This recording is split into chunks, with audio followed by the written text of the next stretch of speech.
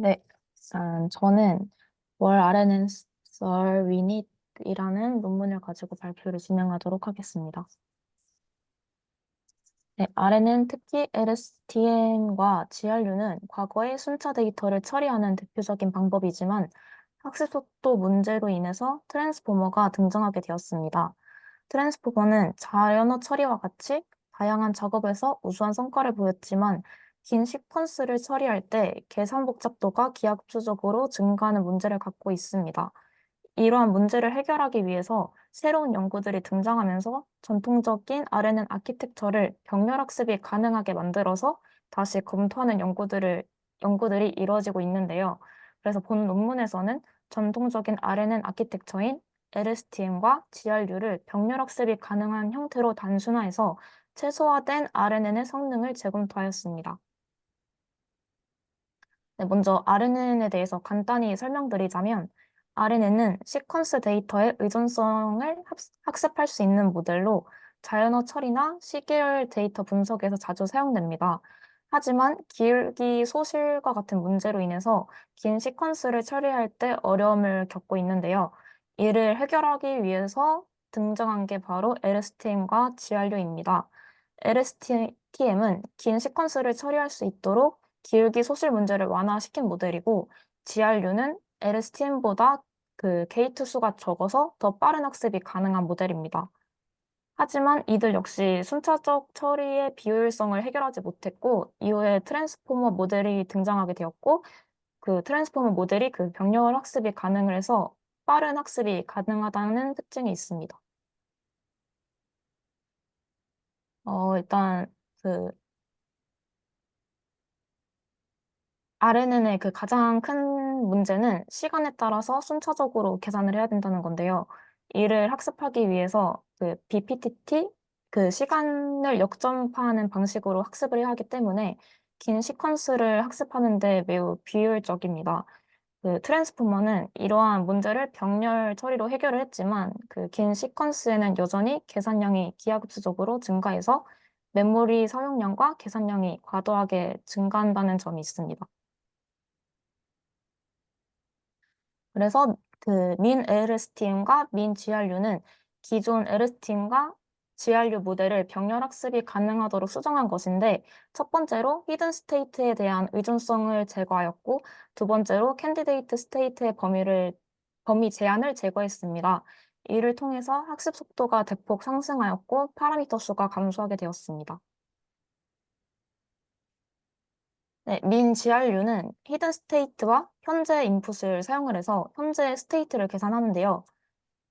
기존에는 이전 히든 스테이트와 현재 입력을 함께 사용했지만 이전 히든 스테이트를 사용하지 않음으로써 단순화를 했고 이에 따라서 이전 히든 스테이트의 정보량을 조절하는 리셋 게이트를 제거해서 계산을 단순화했습니다.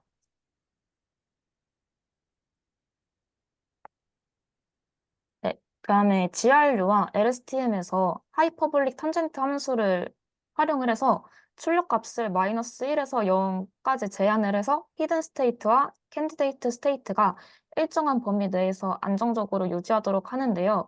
하지만 범위 제한으로 인해서 출력 범위가 좁아져 학습의 유연성을 저해할 수 있습니다. 따라서 캔디데이트 스테이트의 범위 제한을 제거하였고 이를 통해서 더 유연한 학습이 가능해졌습니다. 네, 다음에 아래에 있는 식은 하이퍼볼릭 탄젠트 함수를 제거해서 선형 변환을 통해 계산되는 식입니다. 네, 다음은 민 LSTM입니다. LSTM에서 쓸 스테이트는 다음과 같이 계산이 되는데요. 이전 쓸 스테이트와 새로운 정보를 조합해서 현재 쓸 스테이트를 업데이트하는 LSTM의 수식이고요. 기존에는 이전 히든 스테이트와 현재 입력을 함께 사용했지만 이전 히든 스테이트를 사용하지 않고 단순화하였습니다. 다음에 LSTM에서는 하이퍼볼릭 탄젠트 함수가 두 번 사용되는데 이 또한 제거함으로써 더 유연한 학습이 가능하도록 만들었습니다. 기본적으로 출력 크기가 시간에 따라서 독립적으로 유지되는 GRU와 달리 LSTM은 그렇지 않아서 조정 과정이 필요한데요. 먼저 시간을 독립적으로 유지하기 위해서 폴겟 게이트와 인풋 게이트를 정규화해서 일정한 비율로 적용되도록 하였고, 출력 게이트는 히든 스테이트의 크기를 조절하지만 정규화로 인해서 셀 스테이트와 히든 스테이트의 크기가 일정해지기 때문에 그 제거를 하였습니다. 그리고 셀 스테이트를 삭제를 해서 히든 스테이트만을 사용하도록 하였습니다. 네, 민 LSTM은 그 기존 LSTM과 비교했을 때 정리를 하자면 다음과 같은데요. 첫 번째로 출력 게이트를 제거하고 게이트를 정규화해서 모델을 단순화하였습니다. 그리고 두 번째로 복잡도와 함께 파라미터 수가 줄어들게 되었고요. 마지막으로 병렬 학습이 가능해서 학습 속도가 크게 향상되었습니다. 네, 다음엔 민 RNN의 성능을 비교하기 위한 실험에 대한 내용인데요. 일단 실험은 엔비디아 T4 GPU에서 수행이 되었고, LSTM과 GRU, 민 LSTM, 민 GRU, 그리고 만바 등의 모델을 비교하였습니다. 먼저 학습 속도인데요. 학, 어, 민 LSTM과 민 GRU가 그 기존 모델들에 비해서 훨씬 빠르게 학습을 했고요. 다음에 시퀀스 길이가 4096일 때 민 GRU가 일반 GRU보다 1324배 더 빨랐고, 그리고 민 LSTM은 일반 LSTM보다 1361배 더 빠르게 학습했다는 것을 알 수 있습니다.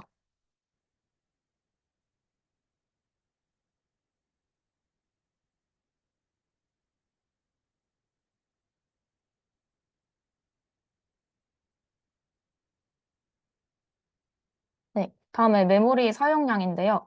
병렬 학습을 위해서 더 큰 계산 그래프를 사용해야 되기 때문에 민 LSTM과 민 GRU는 기존 모델들보다 88%더 많은 메모리를 사용했습니다. 이때 만바는 민 GRU보다 56%더 많은 메모리를 사용했습니다. 그래서 기존 RNN보다 더 많은 메모리를 사용했지만 실제 학습 시간에서는 민 RNN이 더 효율적이기 때문에 메모리 사용량이 증가하더라도 유의미한 트레이드오프라고 할 수 있습니다.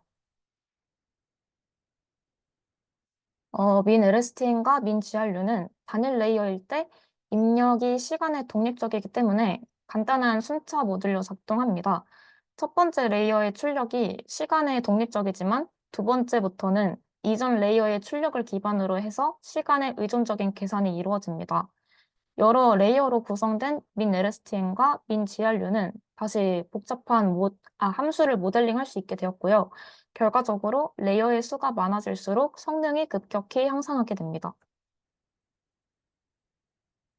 레이어의 수가 증가할수록 모델의 정확도 변동성이 감소하고 더 안정적인 학습이 이루어집니다. 민 GRU는 민 LSTM에 비해서 더 일관성 있고 안정적으로 셀렉티브 카핑 태스킹을 해결하고요.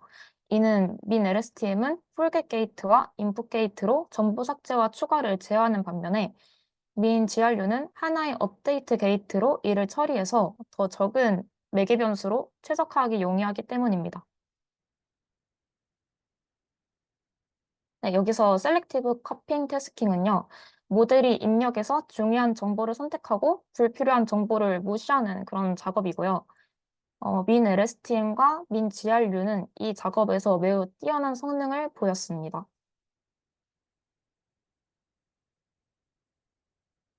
네, D4RL 강학습 데이터셋에서도 민 LSTM과 민 GRU는 최신 모델들과 비교를 했을 때 그 유사하거나 더 나은 성능을 보여주었고요. 평균만 비교를 했을 때도 그렇다는 것을 알 수 있습니다.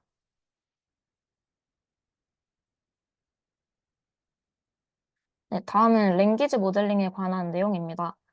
셰익스피어 데이터셋을 사용을 해서 민 LSTM, 민 GRU, 만바, 트랜스포머 모델들의 언어 모델링 성능을 비교를 했을 때 그 거의 비슷한 성능을 달성했다는 것을 확인할 수 있습니다.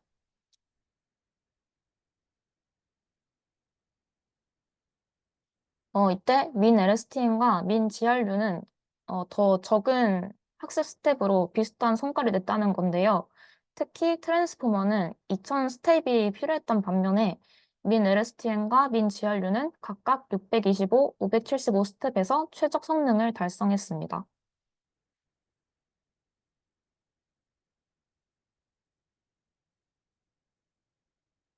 다음에 이제 아래 그래프에서 확인할 수 있듯이 민 GRU랑 민 LSTM은 훈련과 테스트에서 안정적인 성능을 보였고요. 여기서 트랜스포머는 일정 스텝 이후에 오버피팅 현상이 발생해서 테스트 손실이 증가하였습니다. 네, 마지막 결론 부분인데요. 따라서 민 LSTM과 민 GRU는 RNN의 문제를 해결하면서 더 효율적이고 최신 시퀀스 모델들과 비교를 했을 때도 경쟁력 있는 성능을 보였습니다. 그래서 이를 통해서 트랜스포머의 대안으로 RNN이 다시 주목받을 수 있는 가능성이 높아지고 있는데요.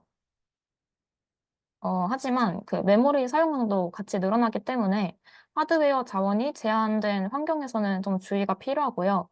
그리고 대규모 데이터셋이나 복잡한 작업에서도 유사한 성능을 유지할 수 있는지에 대한 검토가 필요합니다. 네, 이상입니다.